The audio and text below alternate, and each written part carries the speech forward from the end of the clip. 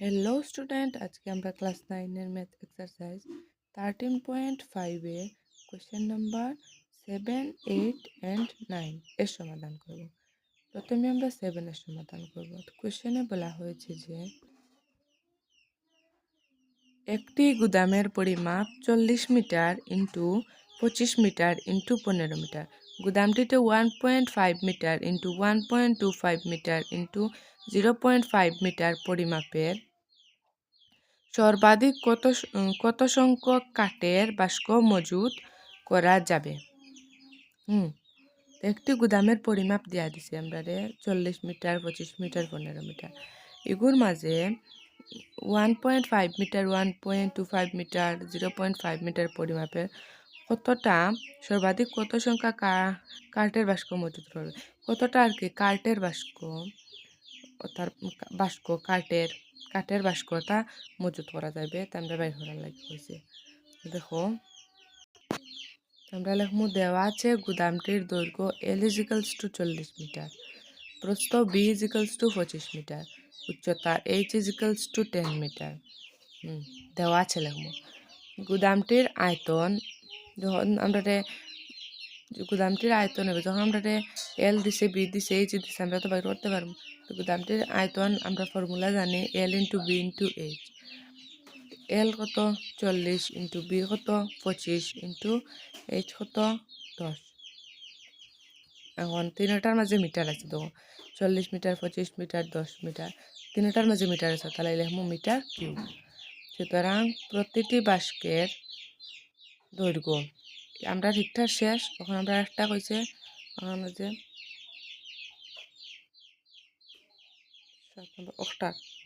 গুদামটিতে 1.5 metre, 1.25 metre, 0.5 metre পরিমাপের সর্বাধিক কত সংখ্যক কাঠের বাস্ক মজুদ রাখা যাইব।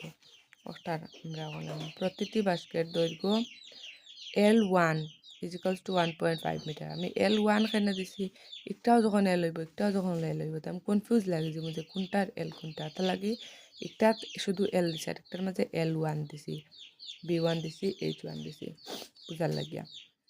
তোমরা বলা দিও না, কনফিউজ লাগবে। প্রতিটি বাস্কের দৈর্ঘ্য L1 = 1.5 মিটার, প্রস্থ B1 = 1.25 মিটার, উচ্চতা H = 0.5 মিটার।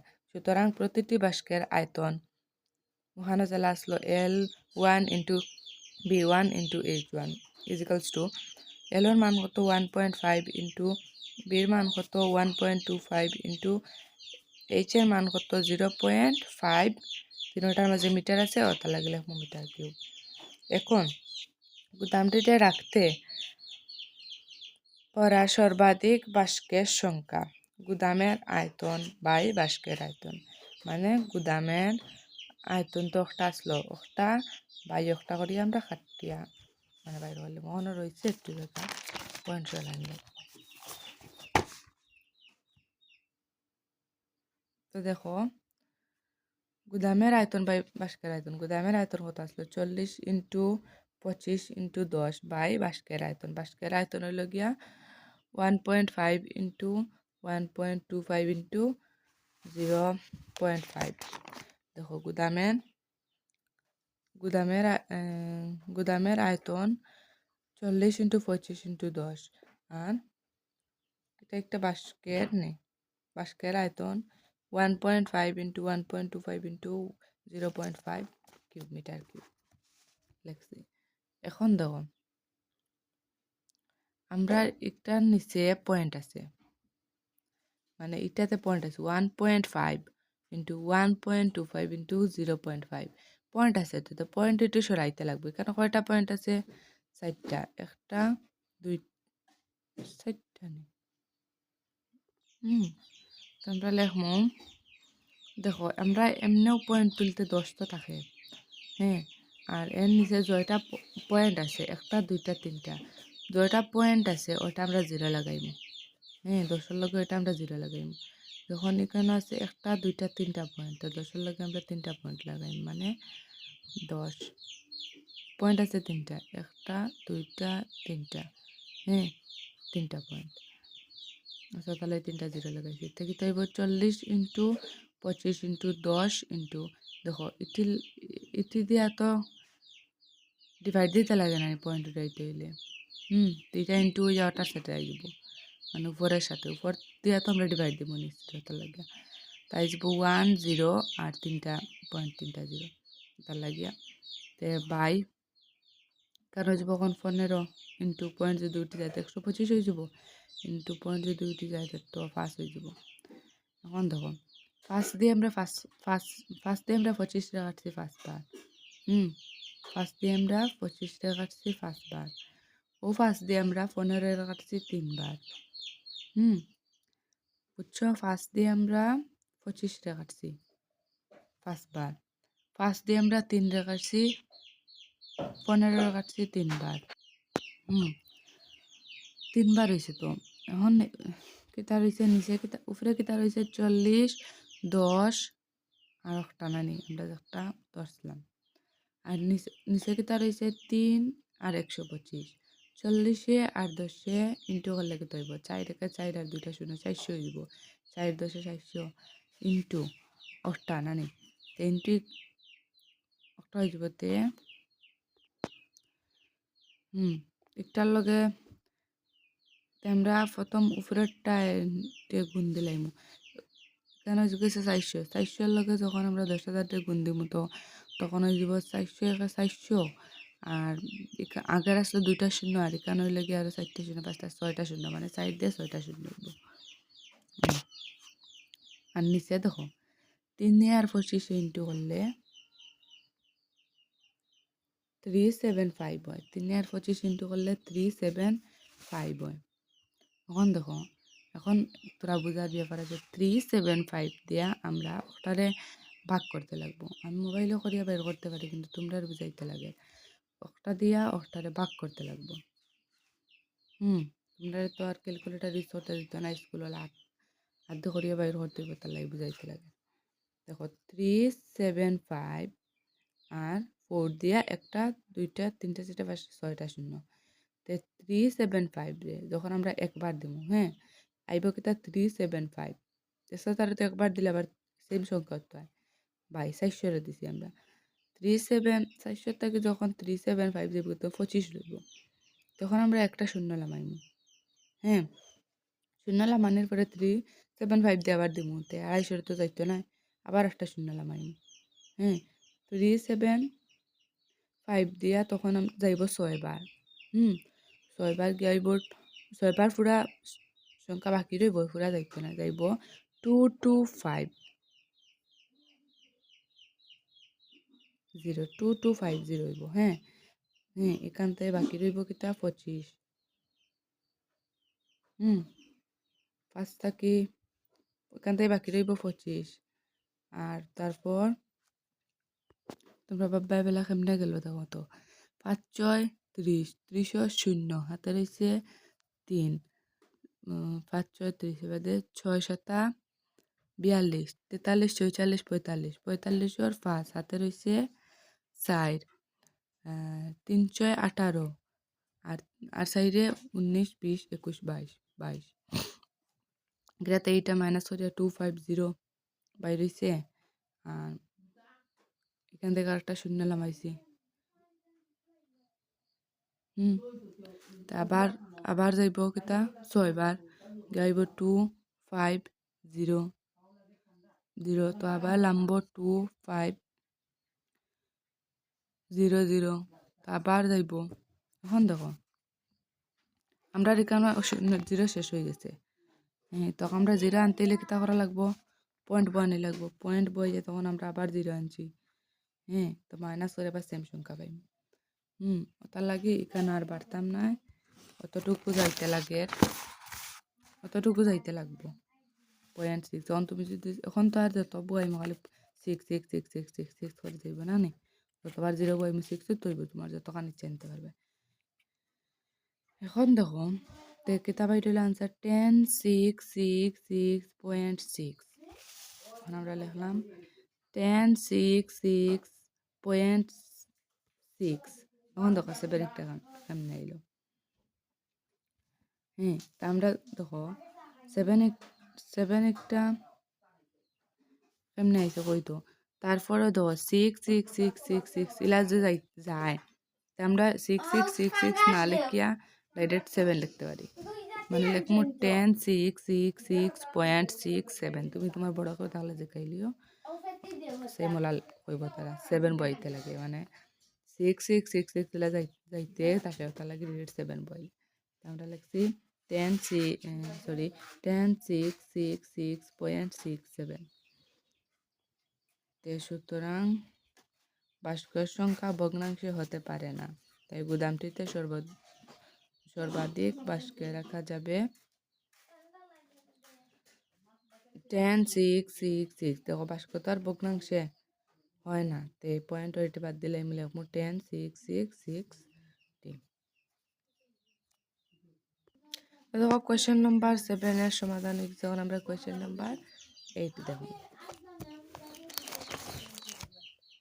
কোয়েশ্চেন নাম্বার 8 এ কিতা হইছে 12 সেমি বাহু বিশিষ্ট একটি নিরেট ঘনক সমায়তন 8টি ছোট ঘনকের বিভক্ত করা হলো নতুন ঘনকের বাহুর দৈর্ঘ্য কত আর হইছে তদুপরি ঘনকগুলির পৃষ্ঠতলের ক্ষেত্রফলের অনুপাত নির্ণয় করো বুঝছি আমরা লিখমু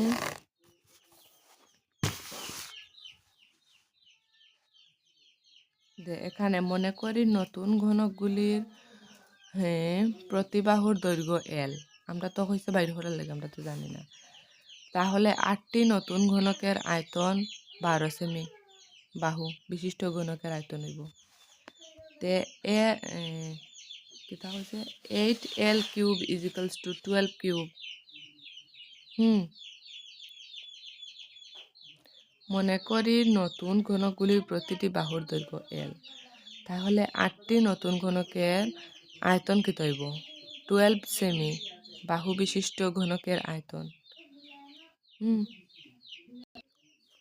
তো কত হইব 8L cube equals to 12 cube তে L কিউব ইজিক্যালস টু যেহেতু 12 কিউব আছে আমরা একটা 3 বার লিখতে পারি বাই 8 তো নিচে গেছে L কিউব ইজিক্যালস টু একটারে 3 বার ইনটু করলে হয়ে যাব 1728/8 L cube equals to 216 L cube equals to অষ্টা দিয়ে যখন আমরা অষ্টারে ভাগ দেব তাই 216 আমরা 12রে ভাগ দিছি সরি গুণ দিয়া বাইর করছি তে L ইজিক্যালস টু 6 সেমি অষ্টার ঘনমূল হইল কি 6 অষ্টার যদি আমরা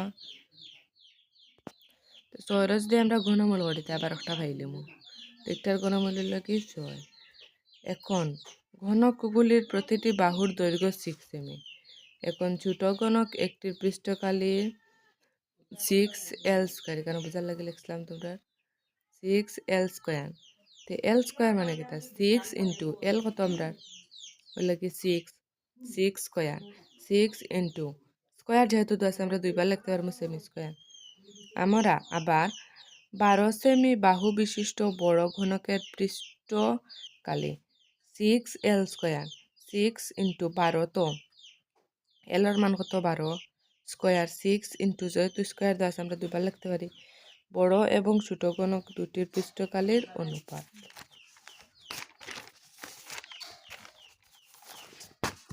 অনুপাত লিখব অনুপাত 6 into 12 into 12 by 6 into 6 into 6 আমরা দেখো ওটা লিখমু বাই ওই যে পাইছি ওটা তো দেখো সামনে কাটে ও একটা 6 আছে ও একটা 6 আছে 6 কাটি গেল শেষ তো রয়েছে কিতা 6 দিয়ে আমরা 12টা কাটমু দুইবার ও 6 দিয়ে আমরা 12টা কাটমু দুইবার এখানে রয়েছে কিতা 2 ইন্টু 2 লেগে 4 হয়ে যাব নির্ণয় অনুপাত 2 ইন্টু 2 লেগে 4 হয়ে যাবার নিশ্চয় কিছু নাই তাহলে একমু নির্ণয় অনুপাত 4 লাইক 4 উপরে আর 1 নিচে ইজিক্যালস টু কিন্তু ওই বেলা যে থাকে তার অনুপাতে যেহেতু বা করতে লাগে তো তা করা লাগে ইস্টু দিবা করা লাগে তো 4:1 একটা হইল কি ফাইনাল অ্যান্সার। একটা হইল কি এখন হইল কি 9টা একটু বুঝিয়া করো। কোয়েশ্চেন 9 কিতা কইছে 9 নম্বরে কিতা কইছে একটা লাস্ট কোয়েশ্চেন 3 মিটার গভীর এবং 40 মিটার প্রস্থ বিশিষ্ট একটি নদীতে প্রতি ঘন্টায় 2 কিমি হারে জল প্রবাহিত হয়, প্রতি মিনিটে কি পরিমাণ জল সমুদ্রে পড়বে? এটা একটা ইম্পর্টেন্ট কোয়েশ্চেন। একটা পিটুয়ানেও সরি পিটুতেও আইতে পারে। এখানে নদীর জল একটি আয়তীয় ঘনাকৃত জলাধারের জলের বেজ, এখানে গভীরতা হইল কি h = 3 মিটার, প্রস্থ হইল কি 40 মিটার, এটা না লেখা তোমরা এটা লিখতে পারো। দৈর্ঘ্য L = হইল কি 2 কিমি, কিমি থেকে আমরা করি মিটার ইঞ্চি, তাহলে হয়েছে 2000। সুতরাং প্রতি ঘন্টা সমুদ্রে পড়া জলের পরিমাণ হইল গিয়া L × B × H, এটা সূত্র। L কত 2000 × B কত 40 × H কত 3 মিটার, 3টার আছে মিটার আছে দেখে কিউব হয়েছে। প্রতি মিটারে সমুদ্রের পড়া জলের পরিমাণ, হ্যাঁ প্রতি মিটারে সমুদ্রে পড়া জলের পরিমাণ।